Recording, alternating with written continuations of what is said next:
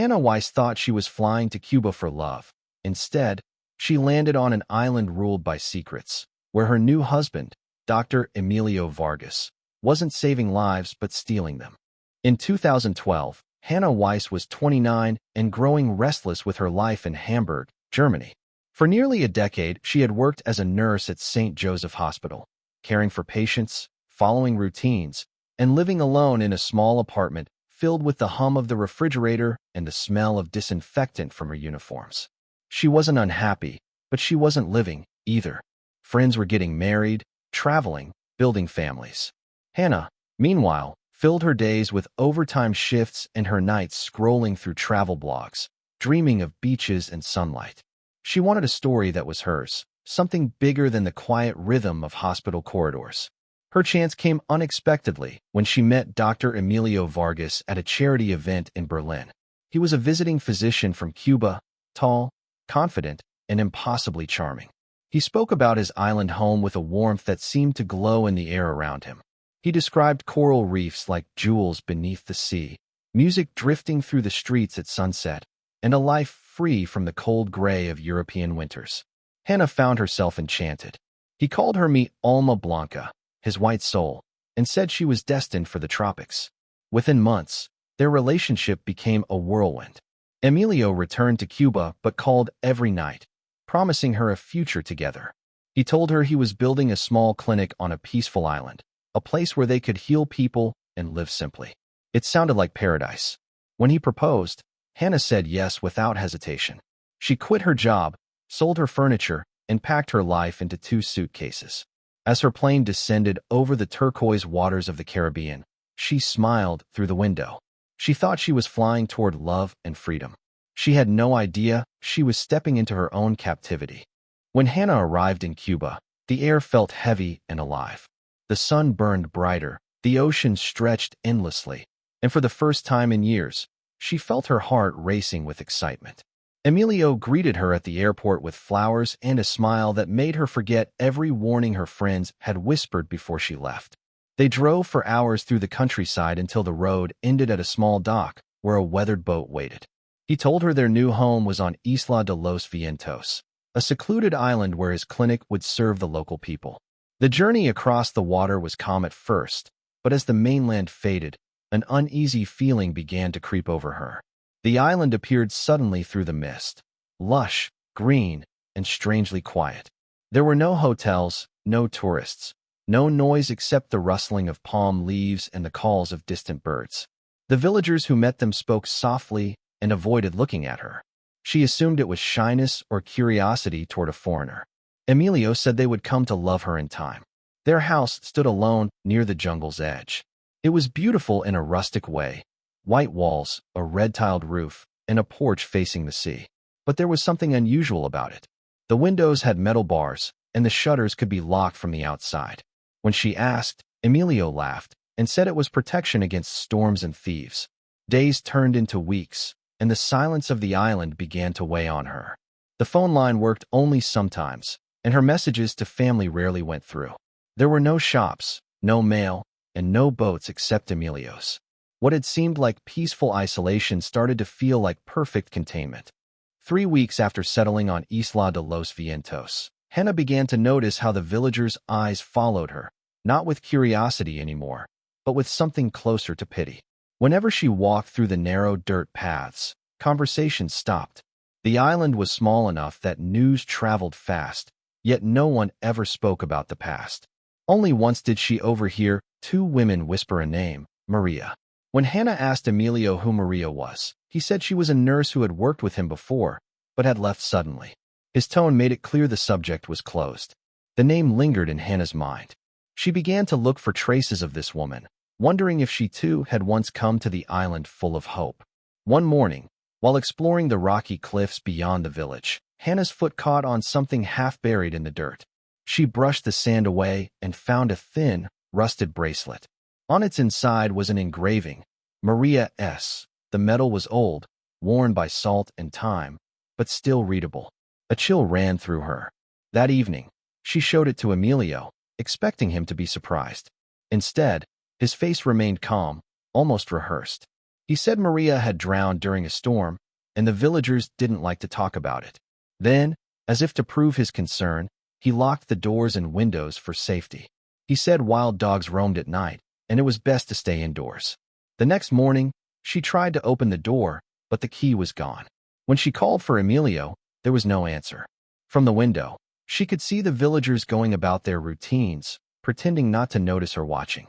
For the first time, Hannah realized she wasn't just far from home. She was trapped. One afternoon, Emilio told Hannah he wanted to show her something special, the heart of his work on the island. They walked through narrow jungle paths until the trees parted to reveal a concrete building painted white, standing out against the green surroundings. He called it the Medical Outreach Center, a place where he and a small team treated the poor and sick from nearby islands. From the outside, it looked official, even admirable. Inside, however, it felt different. The air was cold and smelled faintly of chemicals and metal. Rows of metal beds lined the walls, each covered in spotless white sheets. Large surgical lights hung from the ceiling, and the cabinets were filled with sealed containers labeled in codes she didn't understand. Emilio explained that the clinic also served as a research facility and that the government required strict confidentiality. He warned her not to enter alone, saying it could jeopardize his license. Hannah nodded, though something about his tone felt more like a threat than a rule. Over the next few days, she noticed changes. Emilio began returning home late, his clothes sometimes stained faintly red, his hands trembling as he washed them. At night, she would wake to faint noises coming from the direction of the clinic, footsteps, metallic clatters, and occasionally, muffled voices that sounded like pleading. Once, she thought she heard a cry cut short. Driven by fear and curiosity, she crept to the clinic one night, finding a loose floorboard in the back hallway that opened a small view into the basement below. What she saw made her freeze. Emilio dragging a stretcher with something covered by a sheet. The shape beneath it moved slightly, like a body not quite still. She stepped back, her breath shallow. Whatever this place was, it wasn't a hospital.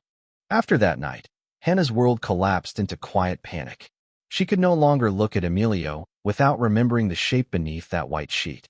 Every smile he gave her felt hollow, every gentle word like poison. She stopped sleeping, terrified that he would discover she had seen something she wasn't meant to. During the day, she pretended to be calm, cooking and cleaning as if nothing had changed, while secretly planning her escape. She began to map the coastline in her mind, noting the direction of the dock and the tides, and kept a small bag hidden beneath her bed with a few pesos and a bottle of water. One morning, Emilio announced he had to travel to the mainland for supplies. It was her only chance. As soon as he disappeared into the jungle path, Hannah slipped out the back door and ran. The humidity was suffocating, and the sand clung to her feet as she followed the narrow beach toward the dock. Her heart pounded with every step. The small fishing boat she had seen before was tied loosely to a post. Freedom was just a few meters away. Then, from behind her, she heard footsteps crunching against the gravel. Two men in faded uniforms appeared, their expressions blank. She tried to run, but one grabbed her arm with crushing force. Without a word, they led her back to Emilio's house. He was already waiting, calm and smiling, as if he had expected it all along. That evening, he locked every door and took her passport, saying the sea was unsafe and the season for travel had ended. Days became identical, silent meals, endless chores, and the faint sound of waves mocking her from outside. The island, once described as paradise, had turned into a gilded cage from which there was no visible escape. Months passed, and Hannah's days began to blur together. The heat, the silence, and the endless ocean surrounding her felt like parts of the same nightmare. Emilio's affection had grown cold and mechanical. He rarely spoke to her except to issue instructions, and his trips to the clinic became more frequent. Sometimes he was gone for entire nights, returning at dawn with a look in his eyes that made her skin crawl. The villagers continued to avoid her, and even when she waved or smiled, they turned away as if afraid to be seen with her. She stopped trying to reach out. Then came the storm. One evening, dark clouds gathered over the horizon, and the wind began to howl through the palms. The villagers boarded up their homes and tied down their boats. The storm struck with a violence Hannah had never witnessed. Rain slashed through the windows, trees snapped in half, and waves crashed so high they swallowed parts of the shore. By morning, half the island was underwater. When the rain finally eased, Hannah stepped outside to find the ground littered with debris. The clinic, built near the edge of the jungle, had been partly destroyed.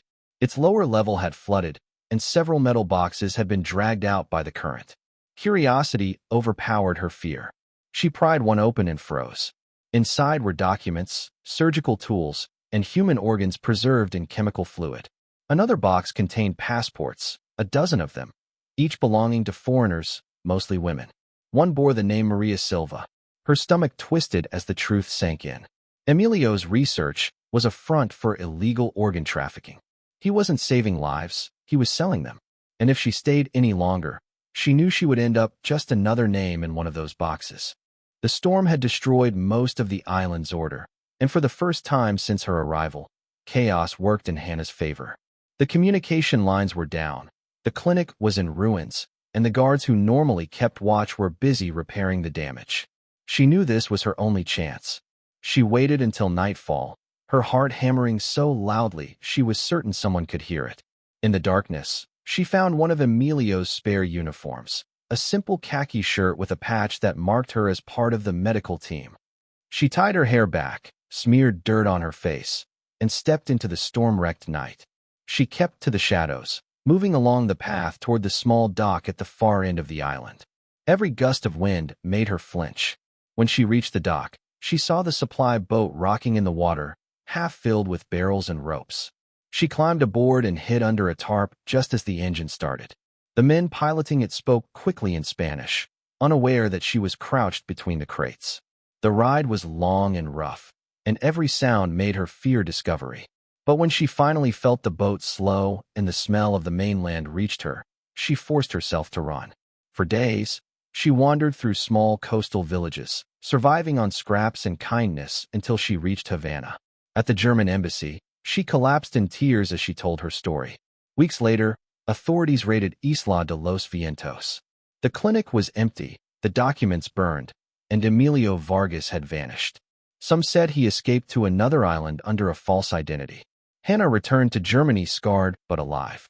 She spoke publicly about what had happened, exposing a network of organ traffickers across the Caribbean. Yet even years later, she admitted that sometimes, when she closed her eyes, she could still hear the waves of Isla de los Vientos, whispering like ghosts that never let her go.